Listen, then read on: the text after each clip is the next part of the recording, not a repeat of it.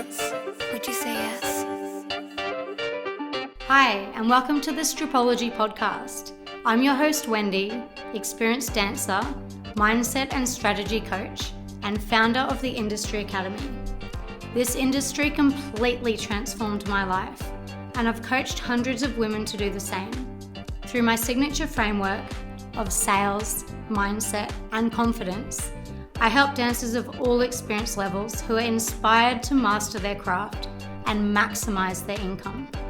In this podcast, I will share with you my personal journey and the skills I learned that helped me to lift my financial ceiling, cultivate confidence, and quadruple my income on a consistent basis.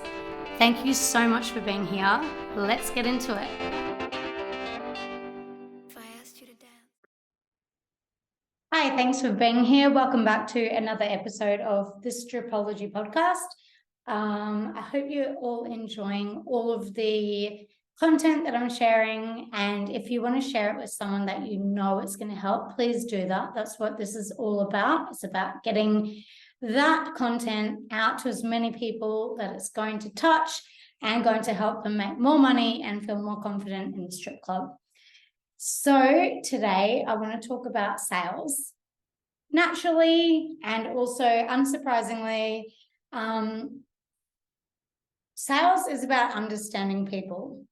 And recently, this statement really came to my attention, even though I'm so aware of it, but it was like really interesting to hear it be said by someone else that is completely into sales.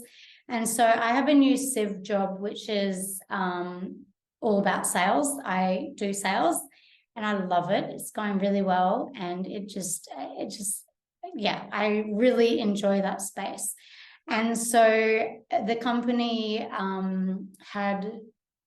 they hired another company that specialized in sales. So I was fortunate enough to sit in a 90-minute webinar all about sales, and I loved it. It was super interesting.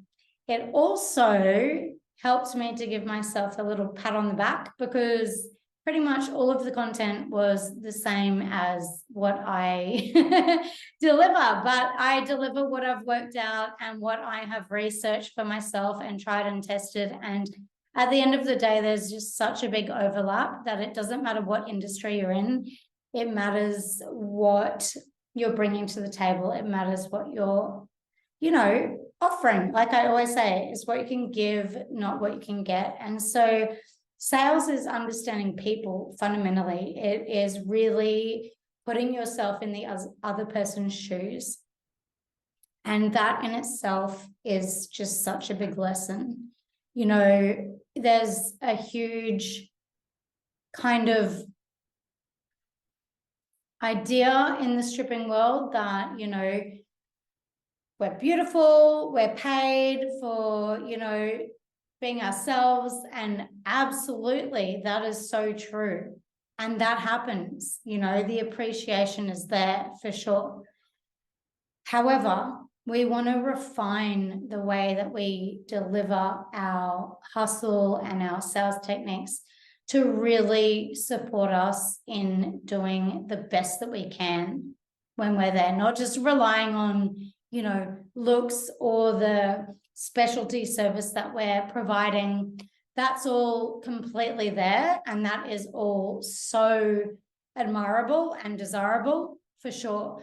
But we can do things that can tweak the customer into being inspired to really, do their part, which is be a fantastic customer and spend.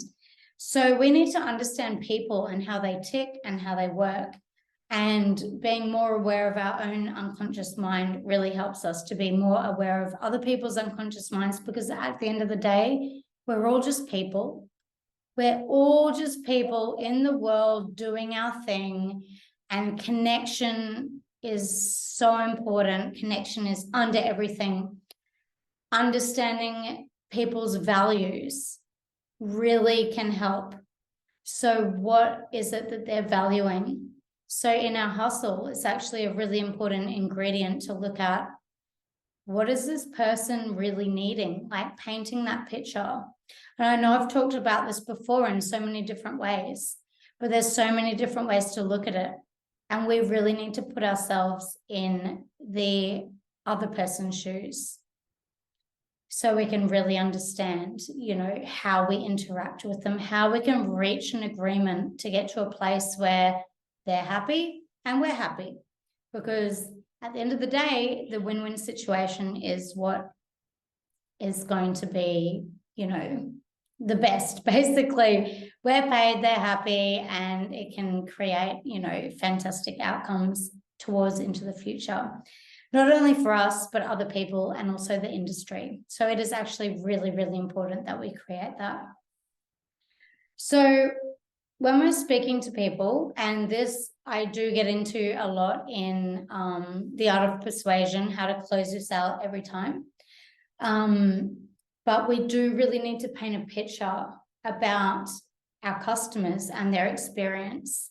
And so when we're really keenly listening, we can hear different pieces that give us hints around what it is that they're valuing the most. It's generally the things that they're asking about, that they're concerned about. And then, like I said in last week's episode, we need to provide reassurance and also inspiration as to why it's a good idea. So one thing that is super important to remember, and this was probably the main thing that I took from my first ever investment into the world of, how to sell well. And that's when I invested $3,000 in one day to meet with a sales professional. And there are a lot of things that I was semi-aware of, but it's all about bringing what we're semi-aware of into our conscious mind and really understanding it and evaluating it and knowing what to do with it, And so I remember he told me about what's in it for me. So the customers always have a filter around what's in it for me. There's a few key ingredients that most people need. And I love looking at what most people need because, of course, there's always exceptions to the rule.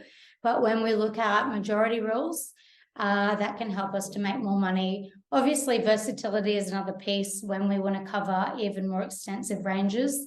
But it's really good to look at statistically the majority of the situation.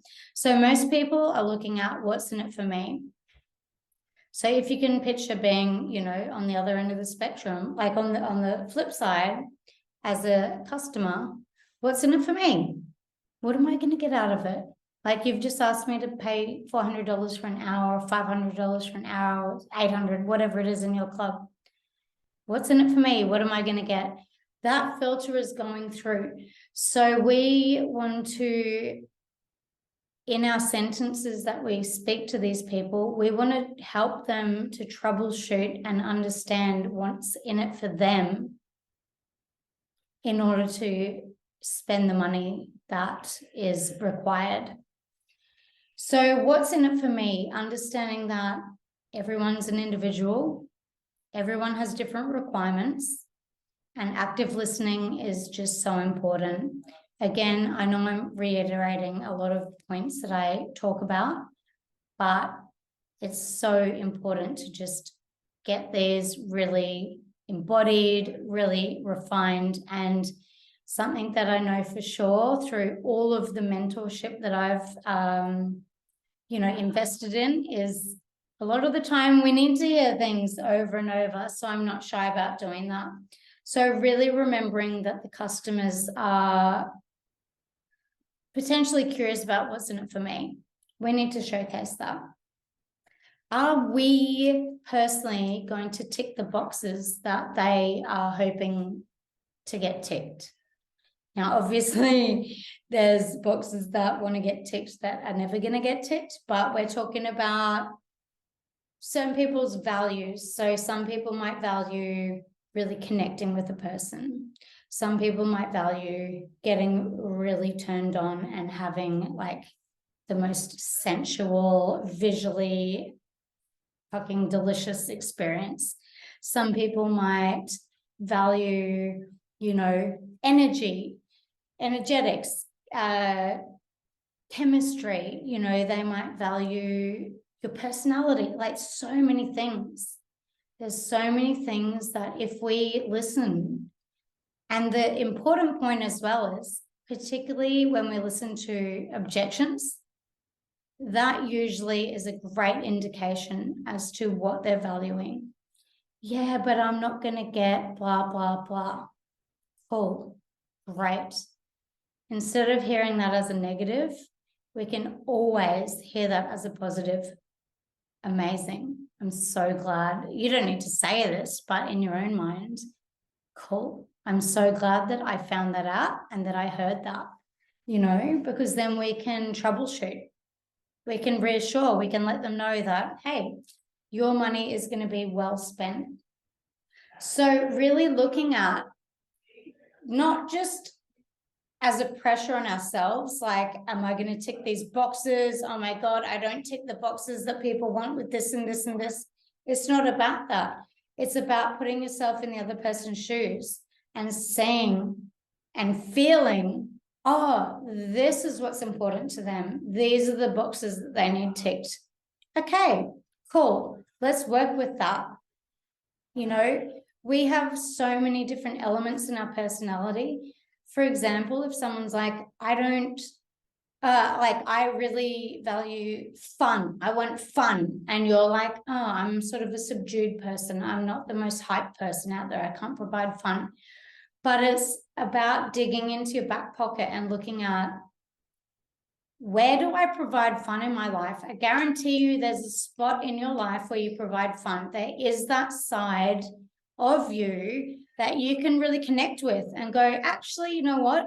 Even if I'm like the silliest person in the world or the fucking whatever it is, that's not sexy. That's your own perception.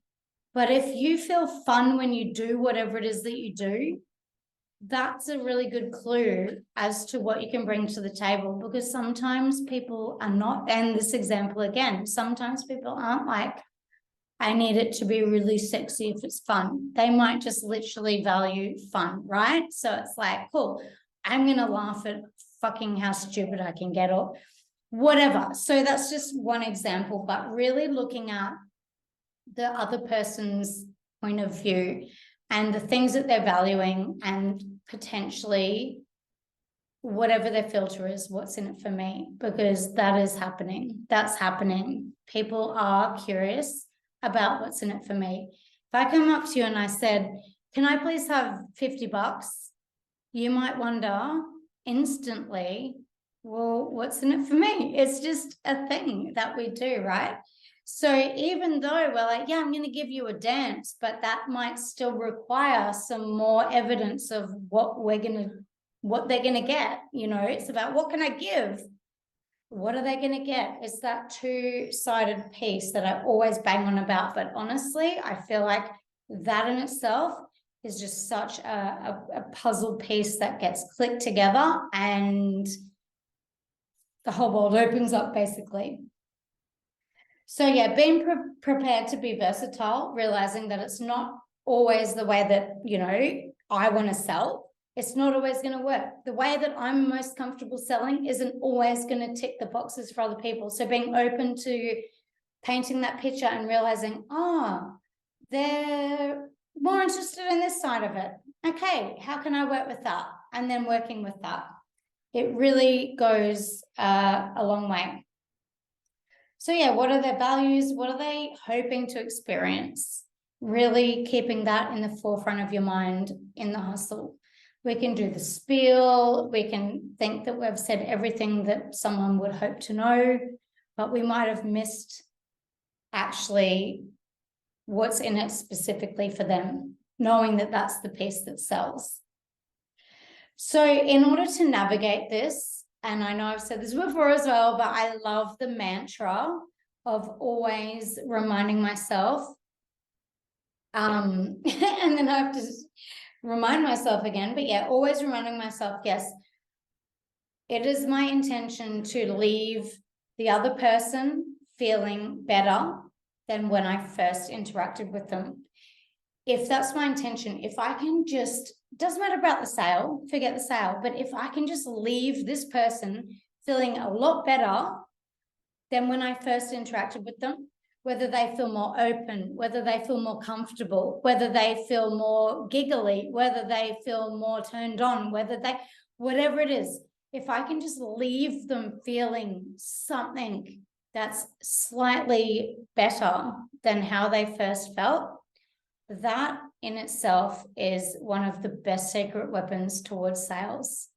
Because you might not sell right then and there, but you might walk past 20 minutes later and they remember that and they grab you, and then that's the easiest sell in the world. They're like, hey, actually, I've thought about it and I really like you. That happens all the time. So without that pressure and expectation, knowing that sometimes things take time, sometimes things take persistence, sometimes we need to just plant the seed and move on and let it grow. With alcohol, it's a great watering implement. Luckily, it's in the club. So just trusting all of that takes the pressure off, knowing that, look, my intention here isn't to get $2,000 off this person. My intention is just simply to have them feeling a lot better, or just better than how they felt before I interacted with them. That is your marketing. That's your logo. That's going to stick with people more than you might realize. So that's a huge mantra for me. And that helped me so much to not only get out of my own head, but to also do the job really well, to get paid really well, and to create amazing customers. So it's literally just that key. It always comes down to, what can I give over what can I get? I will never say that enough. How can I leave this person feeling better than before is the same as well as, what can I give this person rather than what can I get from them? That's really what everything boils down to. So this question in itself, in your own mind, is going to cut through the question of what's in it for me, because we're actively trying to search for that. Well, how can I make this experience better for them? We're going to naturally discover what's going to do that for them, uniquely for them. And, it's just going to cut through that question. It's going to be showcased. It's going to be understood. The defenses don't need to go up. There's a genuine intention there of, oh, this person has my best interests at heart. That's what it's about. That in itself is such a disarming, nurturing intention to approach anyone with. So it reduces any defensiveness. It helps to establish being liked and trusted really easily and quickly. And that is also a really key ingredient to sales. So if we tick those boxes, being liked and being trusted, there's a saying, and people don't want to do business with people that they don't like or that they don't trust. So how do we establish that quickly? Because we're in a fast-paced sales environment. It's by having the intention that we want to give to the situation. We want to improve their experience. It's not about us, it's about them. That really helps to be liked and trusted very quickly. And again, people can get funny about this, being like, oh, it's manipulative, this is not, genuine. But actually, really high-class sales is about giving. It is actually about opening up an extra level of care and compassion for the other person. So even if people, want to improve their sales and feel a bit icky about it, like, oh, I'm not going to be genuine then. It's like, focus on opening up the part of you that wants to connect with the person, see the best in the person, and actually genuinely want to improve the experience, knowing that when you improve the experience for them, everything's a two-way street. It's also going to improve the experience for you. So instead of needing to be guarded, which is naturally going to spark that in the other person, and then they're going to feel guarded, it's like, start the ball rolling first. And so I really don't view sales as manipulative. I view it as inspiring, and I view it as being caring and compassionate and willing to create a situation for someone else where they can really enjoy themselves. And that, in my books, is not manipulative at all. It's actually really going above and beyond the description of what we need to do. But that's the way that, you know, it really helps us to not only enjoy our experience, create fantastic customers, and get paid more, like I always bang on about. It's a win-win. When manipulation is actually, in my books, where we don't use good sales techniques and we dip into, you know, getting really emotional, or all of the things that can happen when we're not feeling in control and we're not connecting with the person. But when we're connecting with the person and we have those intentions at heart, then it's actually just inspiring, and it just brings that extra level of, you know, customer service, customer care. And so knowing that's always a two-way street. It's not only about our experience, it's about theirs as well.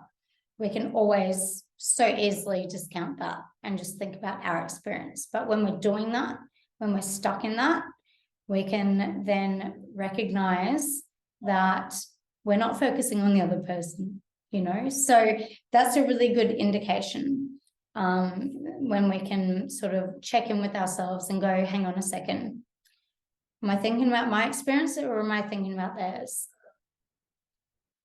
So yeah, that's those two mantras. So yeah, allowing them to have a better experience than when they first met you, and also what can I give, not what can I get.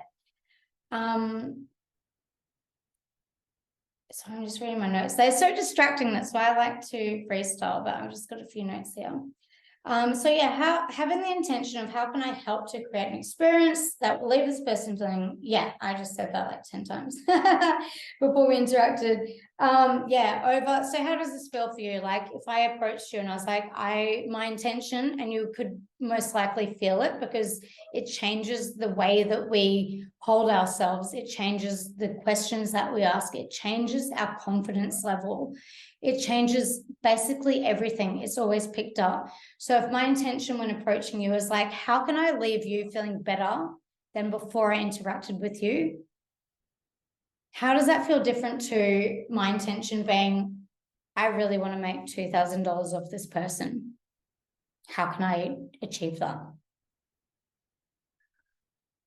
Right then and there, it just feels so different. It even feels different saying it. Like it just even feeling that feels so different. So yeah, the intention alone will be noticed, and body language, different questions, overall different outcomes, and a huge different outcome is your income. So yeah, if you want to learn more about this, I get into all of these topics plus more sales processes in my upcoming mini course, which is Art of Persuasion, How to Close Your Sale Every Time 2.0. So I have run this before. It was hugely successful, amazing feedback. It was super duper fun as well. So I've mentioned it on this podcast before. It's really affordable as well. You get to keep all of the content. If you can't make the actual time, it's recorded and you get sent the recording. Also, there is content as well that you'll be sent, as well as a workbook, basically. So I don't do things in halves. This is a topic that I really want to offer out to you guys. I really hope that you feel confident in your sales, that you enjoy your sales, that you make really good sales. And so this is just a little snippet into that world. So stay tuned. Check out my Instagram, Strupology_study of the hustle, to find out more information. Emails will be sent out as well. If you want to jump on the email list, send me an inquiry. It's in my link tree. And I would absolutely love to hear from you guys. Please share this with anyone that you feel it will be beneficial for. And I will see you soon. Have a fantastic week.